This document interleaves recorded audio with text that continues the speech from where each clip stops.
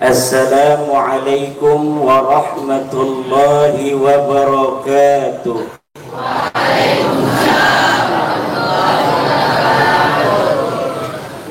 Bismillahil wafi, Bismillahil kafi, Bismillahil syafi, Bismillahil muafi, Bismillahi rabbis samawati wal ardi. Alhamdulillahil malikil hakim, al-jawadil karimil azizir rahim. Fattariqu ilayhi wadihun lil qasidin, waddalilu alayhi la'ihun lin nazirin. Wassalatu wassalamu ala sayyidina Muhammadin wa ala alihi wa ashabihi at-tayyibin at-tahirin. Ya Hayyu ya Qayyum, Ya Hannanu ya Mannan, Ya Dayyanu ya Sultan, Ya Dzal Jalali wal Ikram. Allahumma ij'alna wa auladana wa azwajana wa dhurriyyatina wa tullabana wa tullabana wa tullabana min awliyaikal muqarrabin wal ulama'il 'amilin ar-rasikhin al-'abidin az-zahidin al-mutawadhi'in al-maftuhin al-marzuqin al-mahbubin al-mujahidin at-tahirin.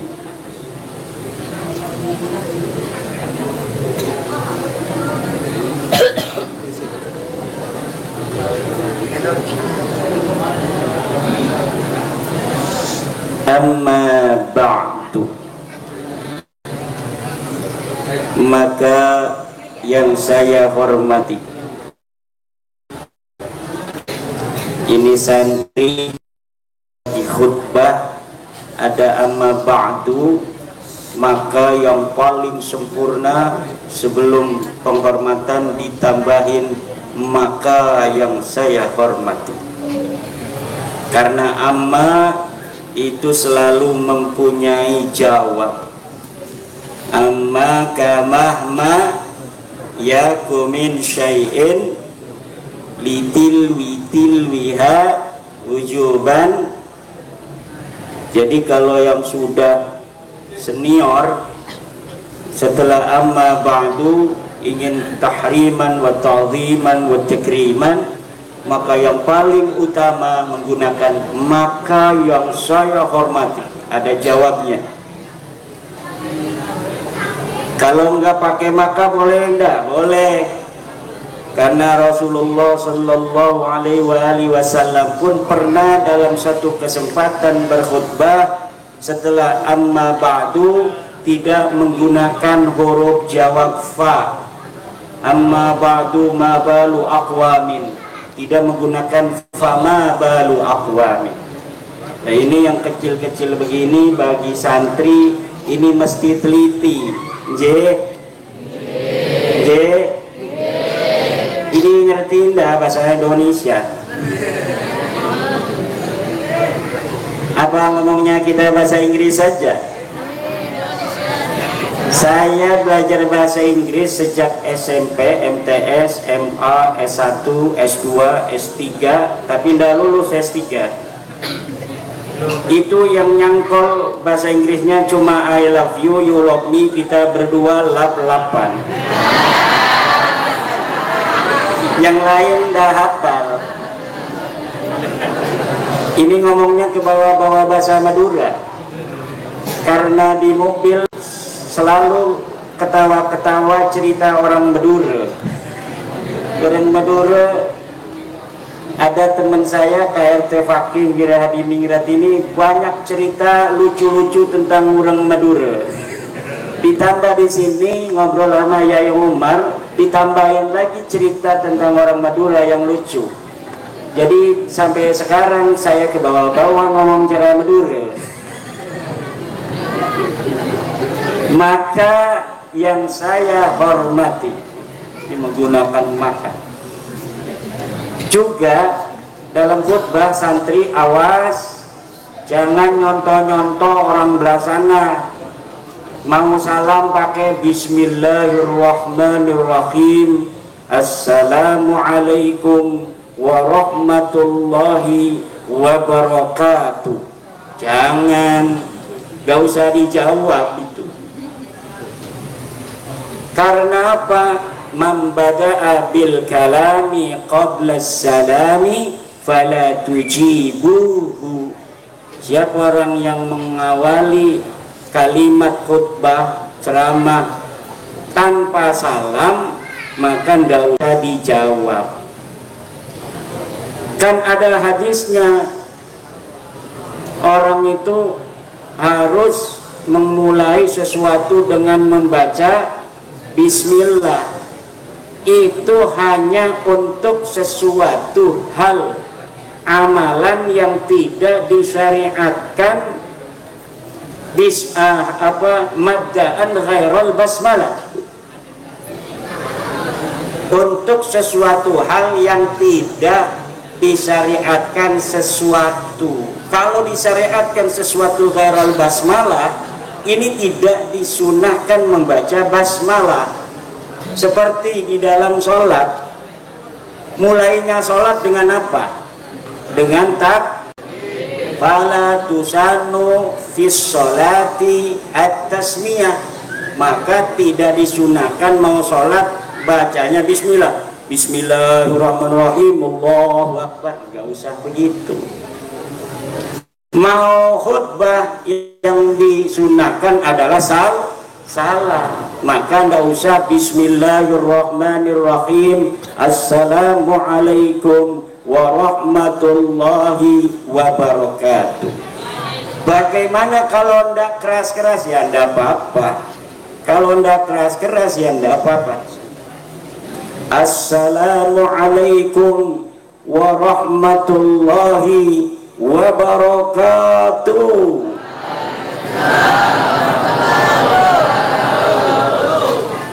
Itu contoh dari jawab yang ndak apa-apa. Maka yang saya hormati ayahanda, abuya, abina wa mursyidina, abuya Kiai Haji Syarif Muzaki Al-Qadiri Al-Jilani, seluruh para kiai keluarga besar Pondok Pesantren Al-Qadiri, wabil khusus Kakanda Kiai Haji Umar Al-Jailani, dan kiai-kiai yang lain, para gus-gus yang hadir, para pengurus, ketua yayasan yang tidak dapat saya sebutkan satu persatu, insya Allah tidak mengurangi rasa hormat saya kepada beliau-beliau. Kanjeng Pangeran Tubagus Nurfatil Arya Tirtayasa sebagai Ketua Rabithah Babat Kesultanan Banten, juga Kanjeng Raden Tumenggung Mataram Fakih Wirahadiningrat, para pengurus pondok pesantren, para lurah. Di sini ada lurah. Kalau di Banten ketua santrinya lurah. Kalau di sini lora. Kalau di Banten ketua santri namanya lurah. Ketua pondok pesantren yang diangkat dari santri itu namanya lurah. Lurah pondok. Kalau saya lurah pondoknya bukan 1, bukan 2, bukan 3, tapi 9. Ala manhaji al-awliya ittis'ah. Manhajnya manhaj wali songo. Lurahnya 9. Santri nanda banyak tapi lurahnya 9. Pondok pesantren saya namanya Pondok Pesantren Nahdlatul Ulum. Kenapa lurahnya 9? Karena wali songo di tanah Jawa ini jumlahnya 9 orang. Dan kertas yang ada di tangan para ananda, santri-santri Al-Qadiri, calon-calon kiai, amin, calon-calon ibu nyai, amin, itu adalah sholawat asrarul awliya ittis'ah, asrarul awliya'id tis'ah, rahasia-rahasia karomah dari para wali-wali songo penyebar agama Islam di tanah Indonesia Raya.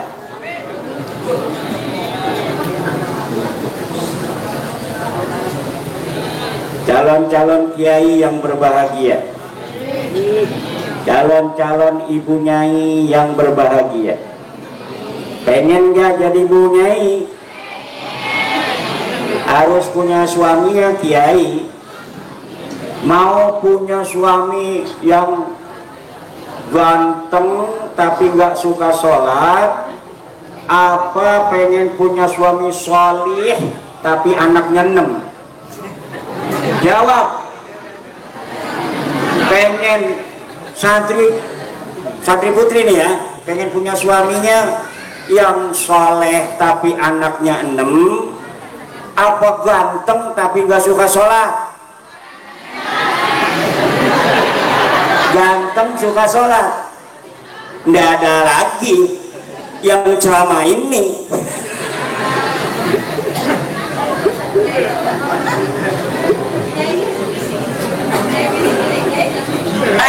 Sangkain ibu nyai saya nggak ikut ke sini. Para ibu nyai saya muliakan, wahai para santri, nanti kalau kita punya istri cukup satu saja. Siap? Siap? Siap? Karena ada bu nyai saya. Tadi tidak tahu ya Umar. Sangkain ibu nyai saya ada di rumah Yai Umar. Para santri yang berbahagia, atas permintaan Yai Umar, mari kita sama-sama membaca sholawat ini. Kalau di Pasuruan saya baca, baru diikuti oleh para hadirin. Kalau di sini kita bacanya bareng-bareng saja.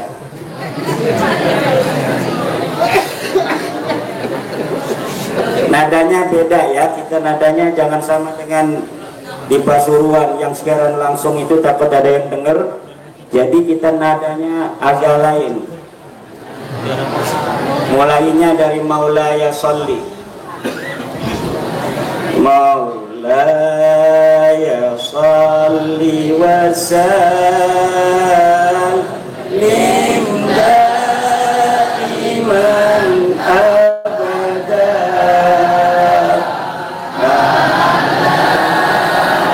habibi wa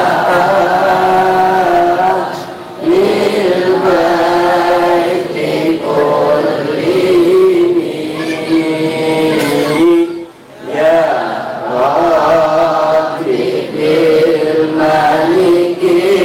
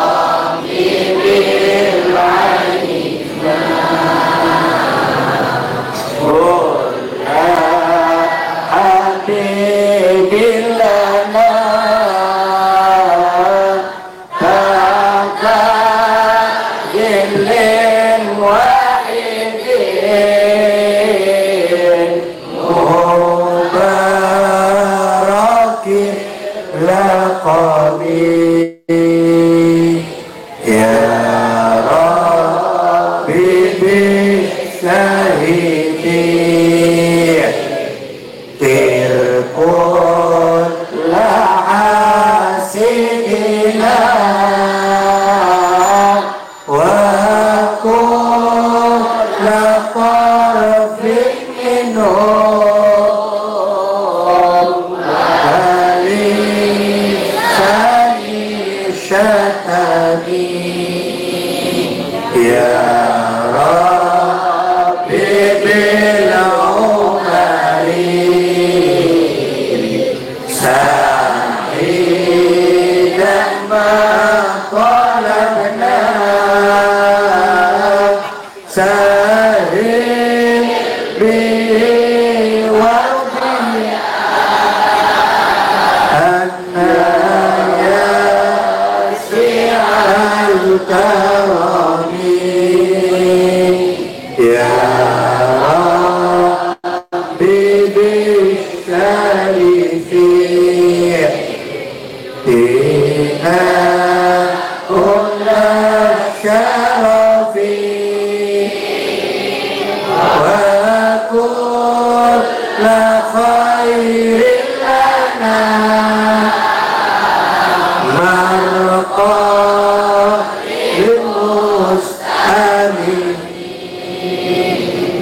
ya Rabbi bin nawawir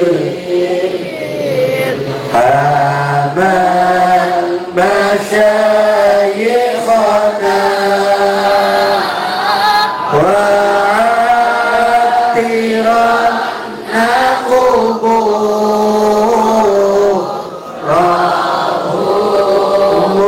bin ni'adi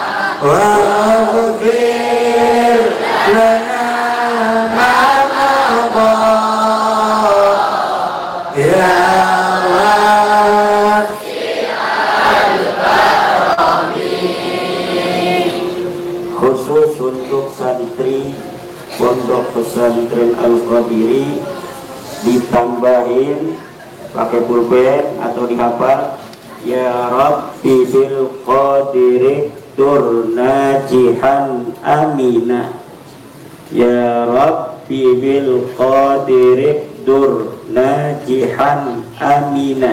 Gimana ulangi? Ya Rabbi bil qadiri turnajihan amina warham ala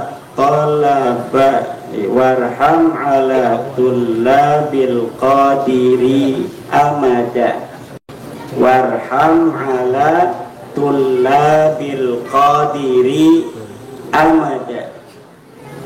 Coba diulangi, nanti saya lihat ini baru waktu duduk ini saya bikin ya Rabbi bil qadiri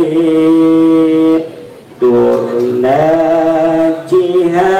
amina warham ala qalaba. Ini terkena elat warham ala dullabi wa ya rabbi bil qadri iqdir najihan amina wa amala talabatil qadiri amada. Ya Bapak dah, daripada tidak memenuhi permintaan Yai Umar, kita bikin aja kena enak sedikit tidak apa-apa, yang penting mananya bagus. Ya Rabbi bil qadiri durnajihan aminan warham ala talaba bil qadiri amada. Coba bareng-bareng. Ya Rabbi bil qadiri durnajihan aminan warham ala talaba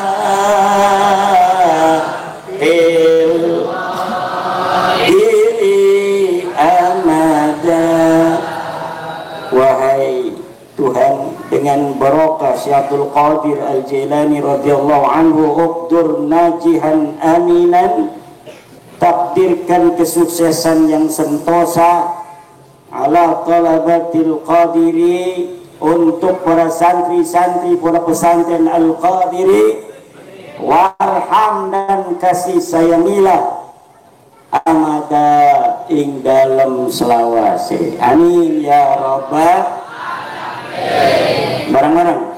Ya Rabbi bil qadiri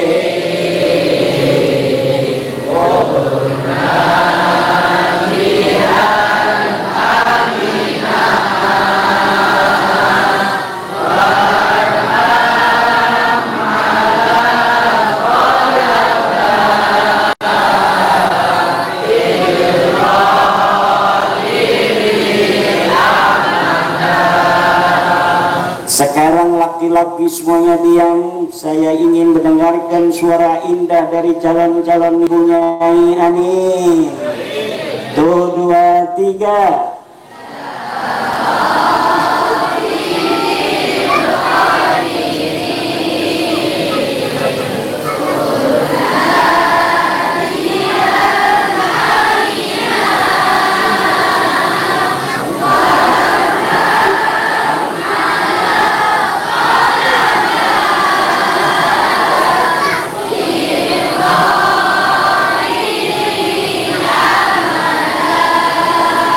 Sekarang kita dengarkan suara-suara indah dari calon kiai. 1, 2, 3.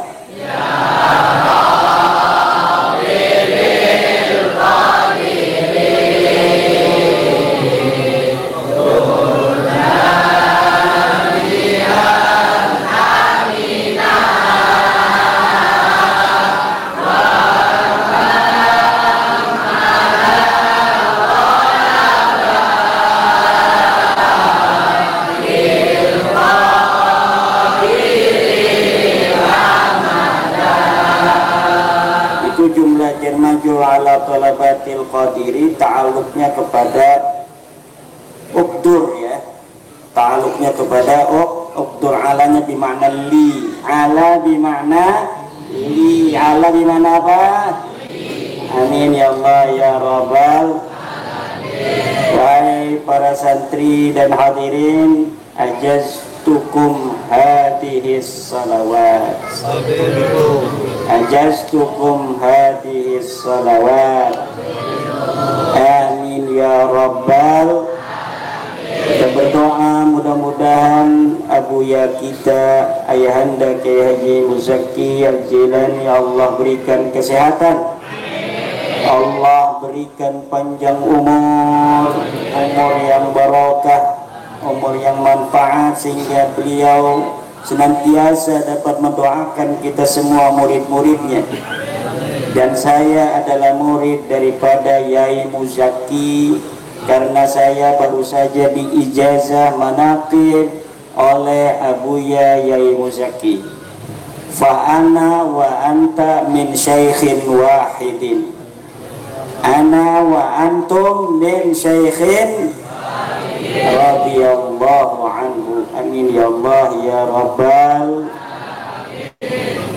Para santri yang saya cintai, beruntunglah kalian berada di pondok pesantren Al-Qadiri ini, pondok pesantren yang penuh barakah, yang senantiasa mendapatkan limpahan karunia dari Allah Subhanahu wa ta'ala, yang senantiasa mendapatkan keberkahan dari Sayyidina Syekh Abdul Qadir Al-Jailani radhiyallahu anhu. Ya Sayyidi Syekh Abdul Qadir Al-Jailani, ya Sayyidi Syekh Abdul Qadir Al-Jailani, ya Sayyidi Syekh Abdul Qadir Al-Jailani, ya Allah, bi barakati Syekh Abdul Qadir Al-Jailani, jadikan kami semua orang-orang yang senantiasa beriman kepadamu. Jadikan kami semua ya Allah orang-orang yang kau cintai. Jadikan kami semua ya Allah orang-orang yang menghadapmu nanti membawa iman. Jadikanlah anak-anak kami, santri-santri kami lebih baik daripada kami ya Allah. Jadikanlah anak-anak kami, santri-santri kami derajatnya lebih tinggi daripada kami ya Allah. Jadikanlah anak-anak kami, santri-santri kami dan keturunan kami ila yaumil qiyamah lebih mulia daripada kami ya Allah. Amin ya Allah ya Rabbal. Man tamassaka bi sunnati inda fasadi ummati falahu ajru mi'ati syahidin. Barang siapa orang yang berpegang teguh dengan sunnahku di tengah-tengah rusaknya umatku, maka dia akan mendapatkan pahala 100 orang mati syahid. Kalian ini sedang bertamasuk dengan sunnah Rasul, yaitu belajar. Karena Rasulullah Sallallahu Alaihi Wasallam ketika hidupnya senantiasa mengajari para sahabat tentang iman kepada Allah, mengajari para sahabat tentang bagaimana meniadakan syirik, mendatangkan tauhid, mengajarkan para sahabat tentang makna kehidupan yang kekal, yaitu akhirat.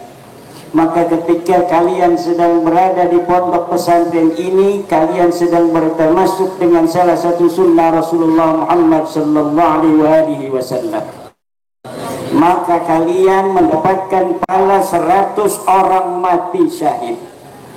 Bagaimana pahala 1 orang mati syahid saja? Pahala 1 orang mati syahid saja dia akan bisa masuk surga bighairi hisab, dan dia dapat memberikan kompensasi orang-orang yang ahli neraka untuk masuk ke dalam surga 70 orang dari karib kerabatnya. Kira-kira kalau kalian diberikan kesempatan oleh Allah untuk memberikan syafaat 70 orang, siapa orang yang pertama yang akan engkau bebaskan dari neraka? Kedua orang tua, baru 2 tuh. Terus gurunya banyak, habis sama guru kita. Jangan guru dulu, apa lagi? Takut ada istri kita 4, orang tua 2, istri berapa tuh? Istri 2. Takut yang istrinya kayak Lora Fadil 3 kan? Itu baru wong lanang ko. Abi sing radine siji mah iku mah jerning kita patul qarib abdun. Istri 1 majnunun au safihun. Sing radine loro iku abdun. Rabine 3 mbeke wong lanang. Rabine 4 lanang Superman. Lakulan dekeroro hamba sahaya berarti. Sing siji gurunya sing lagi ngerokok.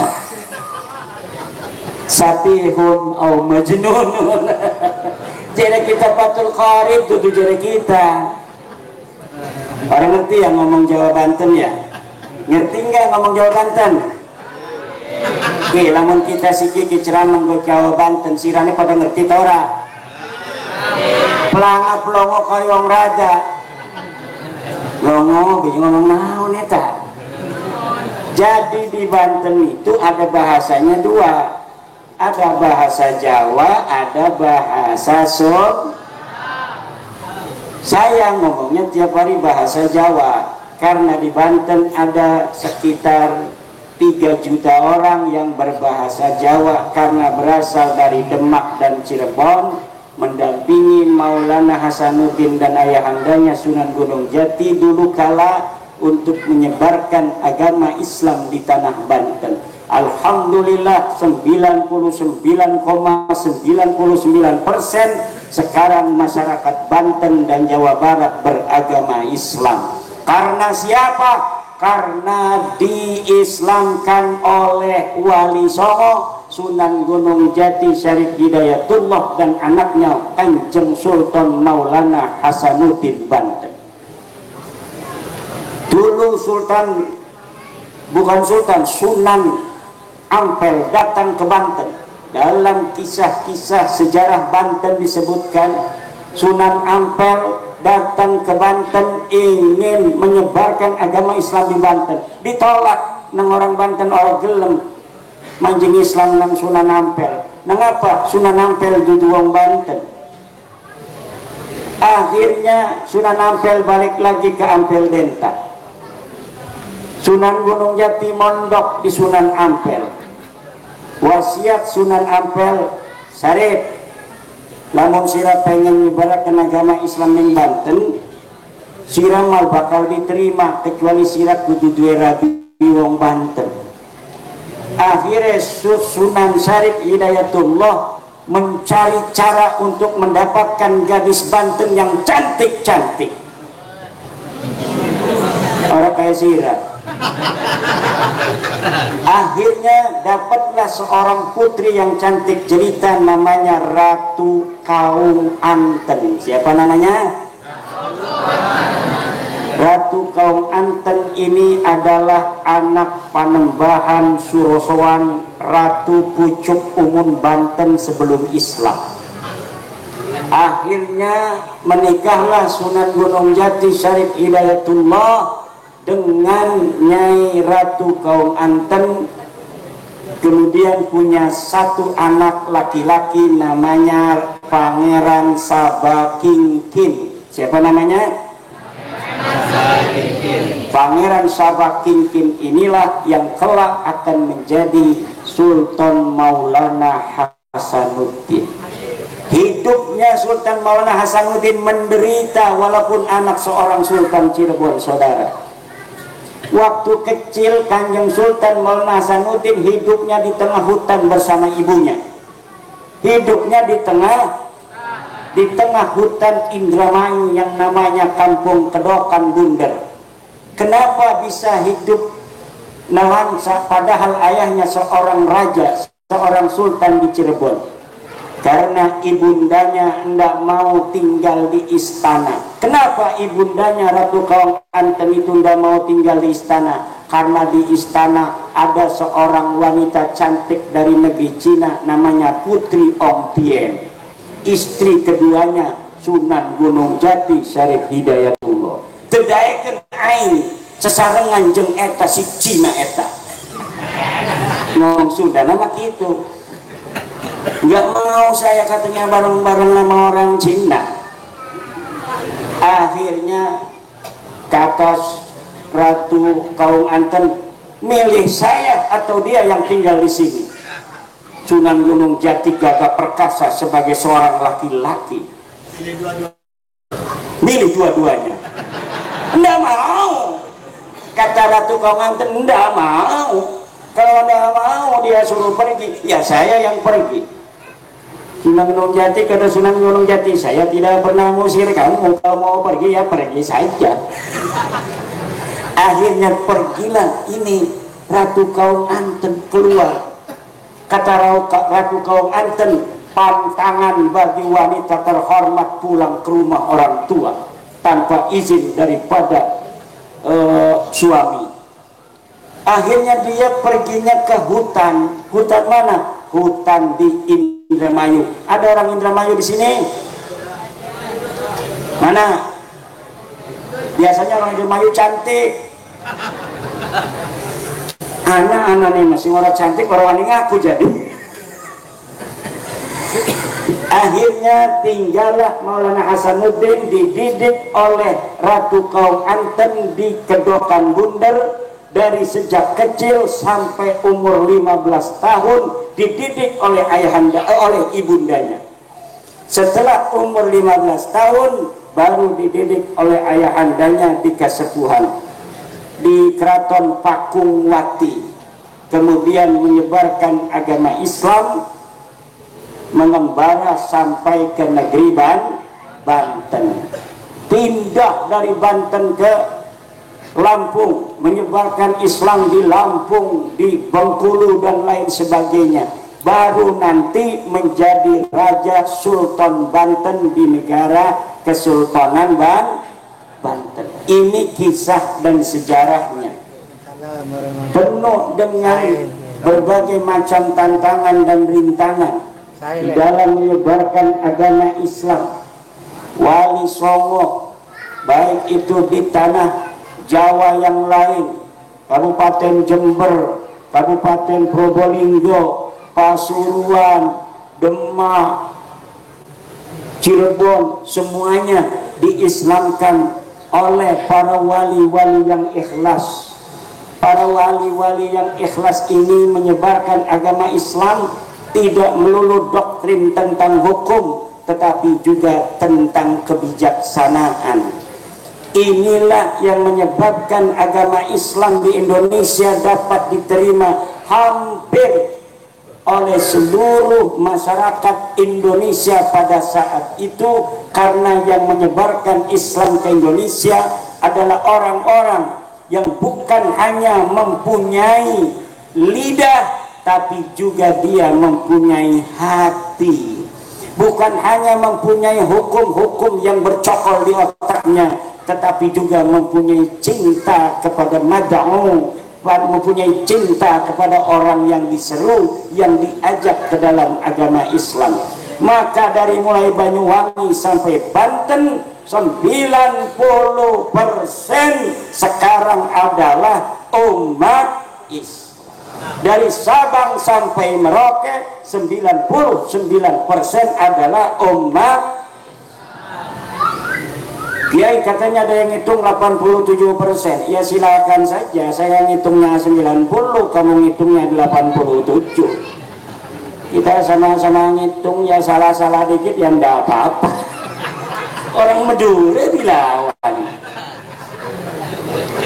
Orang Madura dia dagang jeruk, pecut semua 1 ton.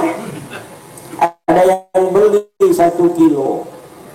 Yang beli 1 kilo pas dijajal kecut dia marah-marah. Ini kenapa jeruk kecut dijual? Saya tidak terima. Kata orang Madura, kamu baru 1 kilo saja sudah marah-marah. Ya saya ini 1 ton begini mau dikemanakan? Orang Madura dilawan. Ada dari Madura? Mana ngajong? Tuh wanita Madura tuh. Orang Madura jangan cari suami yang bukan santri. Kan orang Madura orang santri. Siap? Cari yang soleh. Jangan nyari suami yang sembarangan. Apa ciri-cirinya laki-laki yang soleh? Pakai udeng-udeng putih, pakai jubahnya putih, sorbannya putih. Itulah calon suami yang soleh, insya Allah. Amin ya Allah ya Rabbal. Banyak yang nyari suami asal kaya doang. Kita mencari suami itu dulur-dulur, itu sekali kita ngambil kelihatannya ringan, tapi taruhannya anak cucu ila yaumil qiyamah. Taruhannya adalah anak cucu ila yaumil, bahkan emas akan terus menjadi emas, bahan besi akan terus menjadi besi, tembaga akan terus menjadi tembaga. Santri adalah ciri-ciri orang yang soleh. Kalau kita cari suami santri, insya Allah anak turunan kita ila yaumil qiyamah adalah para orang yang akan bersujud kepada Allah, orang-orang yang akan senantiasa berzikir kepada Allah Subhanahu wa ta'ala. Kayak Wali Songo, turunannya dianggap putus, emasnya tetap emas. Dianggap bukan turunan Nabi, tapi semuanya banyak yang jadi kiai. Orangnya soleh-soleh, tukang puasa, ada yang puasa sampai setahun, ada yang tapak terus torekohan di atas gunung seperti Yai Muzaki dulu. Saya juga dulu tapanya dari mulai jam 10 malam sampai jam 3 tidur. Itu apa berarti kan nggak gerak-gerak. Alhamdulillah. Jangan makan melulu di pesantrennya, harus banyak tapak, karena kita sebagai santri bukan hanya ngisi otak tapi juga ngisi badan, betul, ngisi jiwa, ngisi rohani. Kenapa banyak orang-orang yang setelah mondok dia sibuk-sibuk puasa, sibuk-sibuk aurat, karena waktu di pondoknya males. Pas ketika anaknya 4, hidupnya agak susah, merana merene gati, Arab tuku mobil gati, Arab tuku motor gati, mbek ke puasa al-waqi'ah 40 dina, ketinggalan. Karena setiap wiridan ada prosesnya.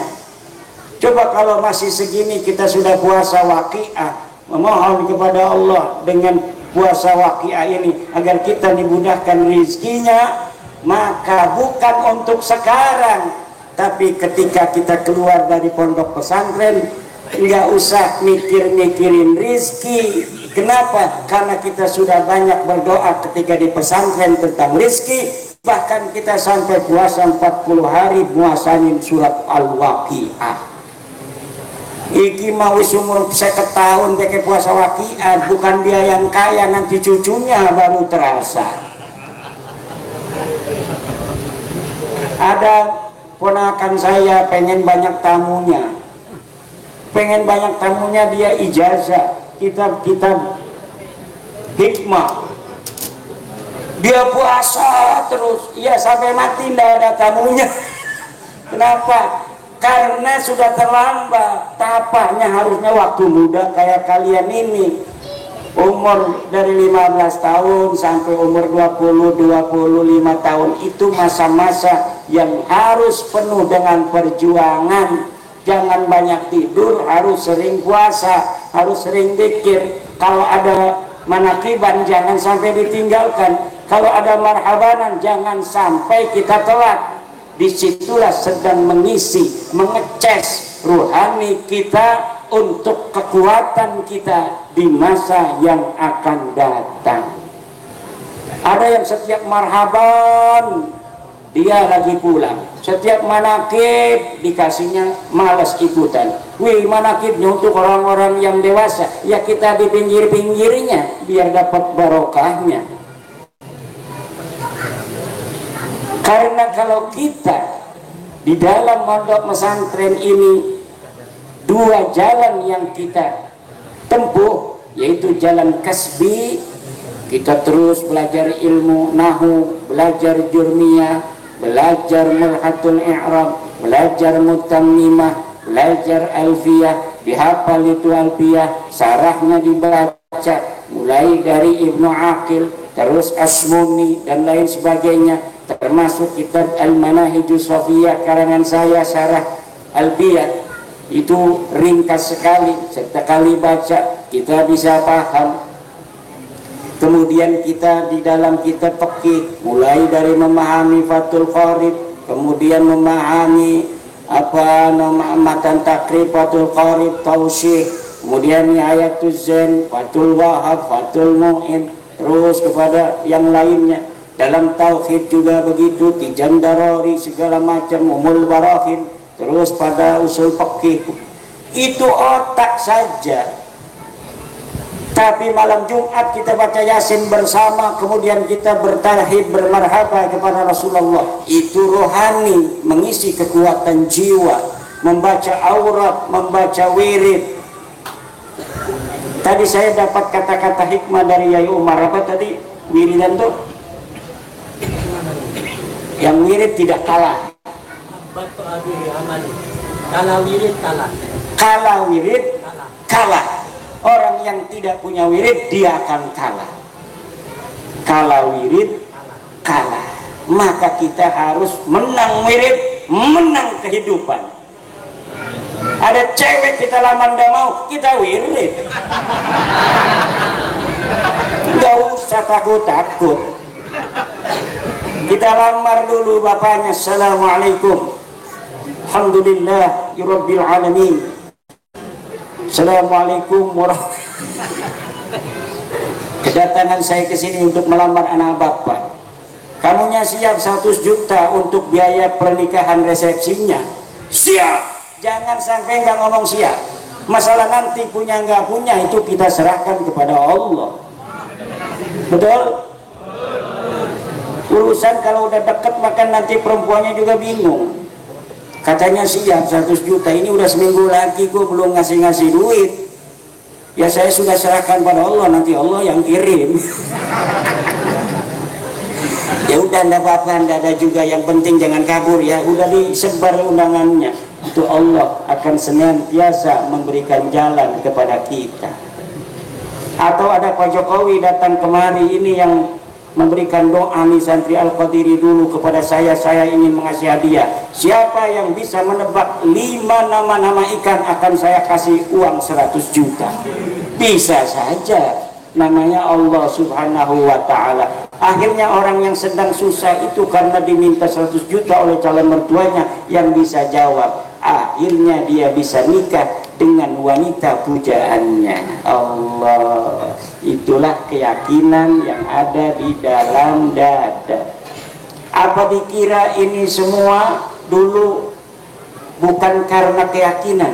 Membangun begini besar dengan jumlah tanah 26 hektar, kalau menyerahkan pada sendiri-sendiri sibuk kita. Harus puntang panting bisnis anu bisnis ana. Tetapi kalau kita tawakal kepada Allah subhanahu wa ta'ala, maka segala sesuatu yang akan kita hadapi itu akan Allah beri kemudahan.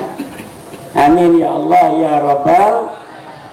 Maka wahai para santri-santriku, menjadi santri adalah meneruskan risalah Kanjeng Nabi.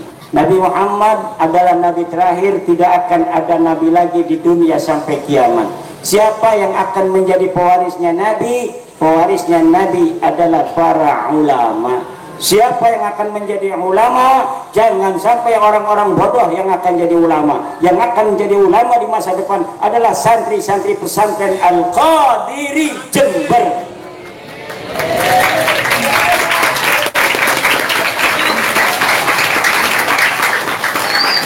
Lebih cantik lagi kalau nanti bukan hanya lulusan Al-Qadiri menjadi para ulama, jadi kiai, tapi juga Presiden Indonesia 10 tahun yang akan datang berasal dari santri Al-Qadiri hari ini. Sekarang dari Al-Qadiri sudah ada yang jadi DPR RI. Ke depan harus ada yang jadi menteri. Amin. Santri Al-Qadiri jadi duta besar. Santri Al-Qadiri menjadi gubernur Jatim. Santri Al-Qadiri menjadi Bupati Jember. Bupati Al-Qadiri menjadi. Kenapa? Karena doa kita para kiai dari zaman dulu sejak Wali Songo bukan hanya nyebarin agama tapi juga jadi raja. Wali Songo itu bukan hanya menyiapkan umat untuk menjadi umat yang beriman kepada Allah, tetapi juga menyiapkan umat untuk bisa bersinergi dalam kehidupan, yaitu dengan mendirikan Kesultanan Demak. Jadi Wali Songo bukan hanya mikirin agama, tapi juga mikirin politik. kemudian mengangkat Sultan Fatah Raden Patah Raja Demak pertama bin Prabu Brawijaya V sebagai penguasa politik seluruh umat Islam yang ada di tanah Jawa. Maka kita berdoa, waj'alna lil muttaqina waj'alna lil muttaqina, ditambahin satu, waj'alna linnasi imama. Dua, kita waj'alna lil muttaqin. Yang ketiga, waj'alna linnas. Ayo bareng-bareng. Allahumma ja'alna lil muttaqina imama. Allahumma ja'alna lil muttaqina imama. Allahumma ja'alna linnasi imama. Kalau lil muttaqina imama itu jadi imam masjid. Karena semua makmumnya orang bertakwa, imam masjid. Paling banter jadi pengasuh pondok pesantren. Kenapa? Yang santri itu semuanya orang bertakwa, tapi tidak bisa jadi bupati. Tidak bisa. Kenapa? Bupati pimpinan manusia. Ada yang bertakwa, ada yang tidak bertakwa. Ada santrinya, ada garongnya. Kalau kita doanya cuma waj'alna lil muttaqina imama, anak kitanya hanya jadi kiai semua, nggak ada yang jadi pemimpin negara. Karena orang yang menjadi pemimpin negara harus siap menjadi pemimpin dari para pencopet-pencopet segala. Maka kita berdoanya dua kali, waj'alna lil muttaqina imama. Satu, waj'alna linnasi imama. Ingat ya doanya nih anak-anak, kalau calon kiai, calon bunyai, wa Allahumma ja'alna lil muttaqina imama, Allahumma ja'alna lil muttaqina imama, Allahumma ja'alna linnasi imama. Tetap kita harus lebih banyakin anak kita jadi kiai, jadi ulama, tapi jangan wala tansa nasibaka minad, jangan lupakan bagianmu dari dunia. Kalau tidak, waminat dunia politik. Kalau tidak, politik akan dikuasai oleh bukan para orang-orang bertakwa. Kalau semua para kiai, para santri meninggalkan negara, maka negara dikuasai bukan oleh para santri, bukan oleh orang-orang bertakwa. Demikianlah silaturahmi saya dengan keluarga besar Pondok Pesantren Al-Qadiri. Dengan silaturahmi ini saya berdoa untuk Pondok Pesantren Al-Qadiri, dan mudah-mudahan doa saya memantul buat Pondok Pesantren saya Nahdlatul Ulum di Kresek, Banten. Mudah-mudahan Pondok Pesantren Al-Qadiri Allah jaga sampai hari kiamat, dapat mengajar para santri semakin banyak, semakin banyak, semakin besar, semakin besar, semakin besar, setiap generasi semakin besar, setiap generasi semakin besar, setiap generasi semakin besar ila yaumil qiyamah. Moga-moga ayahanda Abuya Kiai Syarif Muzaki Al-Jilani, ya Allah, Allah panjangkan umurnya, amin, Allah sehatkan badannya, amin, sehingga dapat mendoakan kita semua murid-muridnya agar kita diangkat derajatnya oleh Allah Subhanahu wa Ta'ala, dibarokahkan hidupnya, dimanfaatkan ilmunya, dan mudah-mudahan anak-anak beliau, cucu-cucu beliau, keturunan beliau, menantu-menantu beliau ila yaumil qiyamah akan senantiasa dijadikan para pemimpin-pemimpin agama, pemimpin-pemimpin negara, dan juga kita semua sebagai murid-muridnya, ya Allah, keturunan kita juga akan Allah berikan dengan doa yang sama yang kita doakan untuk beliau. Al-Fatihah. Bismillahirrahmanirrahim. Alhamdulillahi rabbil alamin. Ar-Rahmanir Rahim. Maliki yaumiddin. Iyyaka na'budu wa iyyaka nasta'in. Ihdinas siratal mustaqim. Siratal ladzina an'amta 'alaihim ghairil maghdubi 'alaihim waladdallin.